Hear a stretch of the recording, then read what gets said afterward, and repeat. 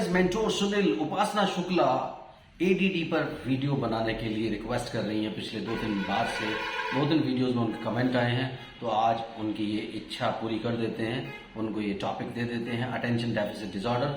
इसके ऊपर बात करेंगे, एडीडी पर बात करेंगे। चैनल को सब्सक्राइब कीजिए, लाइक कीजिए, शेयर कीजिए, पूरी दुनिया में फैला दीजिए। मुझसे कंसल्ट करने के लिए 8168790299 मेरा मोबाइल नंबर है, +91 इंडिया का ISD कोड जरूर लगाएं। अगर आप इंडिया के बाहर से कॉल कर रहे हैं, इंडियन कंसल्टेशन 1000, इंडिया के बाहर से कॉल कर रहे हैं, 3000 रुपीज अकाउंट ट्रांसफर देकर आपको मेरा अपॉइंटमेंट इजीली मिल जाता है। तो चलिए बात करते हैं एडीडी पर।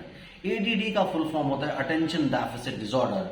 मैंने बहुत सारे केसेस में देखा है कि एडीडी, बहुत सारे लोग virtual autism, attention deficit hyper activity disorder, autism, ये काफी सारी चीजें बोलते हैं। चलो आज डिफाइन कर लेते हैं और डिफरेंशिएट कर लेते हैं कि एडीडी इन सबसे डिफरेंट कैसे है।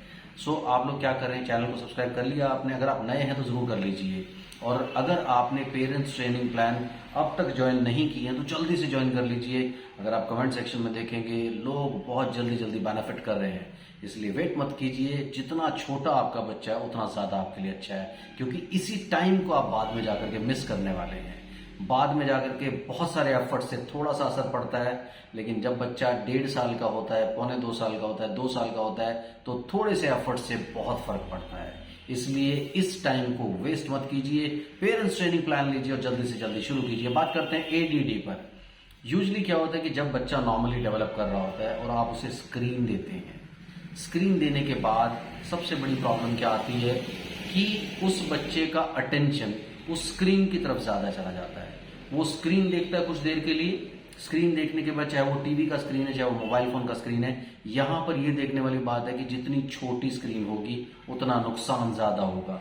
अगर मोबाइल फोन का स्क्रीन है नुकसान ज्यादा होगा, टीवी का स्क्रीन है नुकसान कम होगा। इसलिए स्क्रीन बड़ी हो कोई ज्यादा प्रॉब्लम नहीं है, स्क्रीन छोटी होगी तो बहुत बड़ी प्रॉब्लम है। तो उसमें क्या होता है कि बच्चा जब फॉर एग्जाम्पल स्क्रीन के ऊपर 1 घंटा 2 घंटा कुछ कार्टून या एनिमेशन देख रहा है, तो उससे हटने के बाद उसके ब्रेन में वो इमेजिनेशन चल रही है।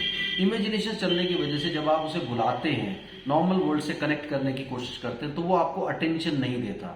यहां से शुरू होता है टेम्परेरी एडीडी, यानी टेम्परेरी अटेंशन डेफिसिट डिसऑर्डर। लेकिन वो क्या होता है, वो जो टेम्परेरी थ्रेशोल्ड शिफ्ट होता है, यानी टेम्परेरी शिफ्ट ऑफ अटेंशन होता है, वो टेम्परेरी शिफ्ट जो है वो परमानेंट शिफ्ट में कैसे बदलता है कि आज टीवी देखा 2 घंटे के लिए, वो अटेंशन डेफिसिट बना रहेगा उसमें 15-20 मिनट के लिए। अगले दिन फिर 2 घंटे के लिए टीवी देखा तो वो बढ़ करके आधे घंटे पे जाएगा, फिर 1 घंटे पे जाएगा, 2 घंटे पे जाएगा, फिर पूरे दिन की इमेजिनेशंस पे आ जाएगा। तो जब बच्चा सारा दिन इमेजिनेशंस में रहता है, सारा वक्त इमेजिनेशंस में रहता है, तो उसे बोलते हैं शिफ्ट ऑफ अटेंशन। परमानेंट नहीं कहूंगा, क्योंकि परमानेंट वो है जो ऑटिज्म में कन्वर्ट हो जाता है। सो वो ऑटिज्म जो है, लोग उसको वर्चुअल ऑटिज्म का नाम दे देते हैं, लेकिन एक्चुअली ये शिफ्ट ऑफ अटेंशन, अगर आपका बच्चा नॉर्मली डेवलप कर रहा था और आपके स्क्रीन देने की वजह से या सीजर डिसऑर्डर की वजह से, बहुत तेज बुखार में आपने देखा होगा बच्चों को कई बार सीजर आ जाते हैं, सीजर डिसऑर्डर की वजह से, या दूसरा कुछ उनको कुछ चोट लग गया ब्रेन के ऊपर, ऐसा कुछ चोट लगा, गिर गए, हेड इंजरी आया, उसकी वजह से हो गया। तो ये जो रिग्रेशंस होते हैं, अलग अलग टाइप के रिग्रेशंस होते हैं। सो ये रिग्रेशन जो है, इसके ऊपर मैं अगले वीडियो में बात करूंगा कि कौन सा रिग्रेशन है, किस में कितना ठीक हो सकता है। लेकिन जब ये जो शिफ्ट ऑफ अटेंशन है ये परमानेंट में कन्वर्ट हो जाता है, तब जाकर के आप लोगों के लिए रियल प्रॉब्लम शुरू होता है। सो इसे परमानेंट मत बनने दीजिए। अटेंशन डेफिसिट डिसऑर्डर सिर्फ अटेंशन का डिसऑर्डर होता है, यानी टेम्परेरी शिफ्ट आता है, अदरवाइज सब चीजें इजिली नॉर्मल की जा सकती हैं।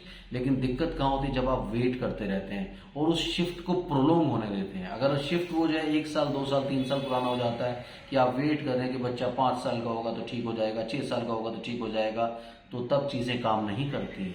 तब अल्टीमेटली आपका बच्चा क्लासिकल ऑटिज्म जैसे सिम्टम शो करना शुरू कर देता है। इसलिए आप अवॉइड करें अटेंशन डेफिसिट डिसऑर्डर को, टेम्परेरी शिफ्ट ऑफ अटेंशन तक ही रखें, उसे कंट्रोल करें। उसमें क्या होता है, एडीडी में, अटेंशन डेफिसिट डिसऑर्डर में, बच्चा सिर्फ आपको अटेंशन नहीं देता, अदरवाइज वो सब चीजों को परसीव कर रहा होता है। फिर अपना वर्ल्ड, जब वो अपना वर्ल्ड फॉर्म करने लगता है, यानी वो परमानेंट शिफ्ट की तरफ जाता है, वो आपके लिए बड़ी प्रॉब्लम है। इसलिए आप अवॉइड करें, जल्दी से जल्दी अपने बच्चे को उस जो टेम्परेरी शिफ्ट है उससे निकालने के लिए प्रॉपर थेरेपी कराएं। थेरेपी कराने के बाद पेरेंट्स ट्रेनिंग प्लान अगर आप लेना चाहते हैं तो वो ले करके आप उस बच्चे को जल्दी से जल्दी ठीक करें। ये सबसे बढ़िया स्ट्रैटेजी होती है, अदरवाइज आपके लिए प्रॉब्लम्स हो जाती है। Thank you very much, bye bye.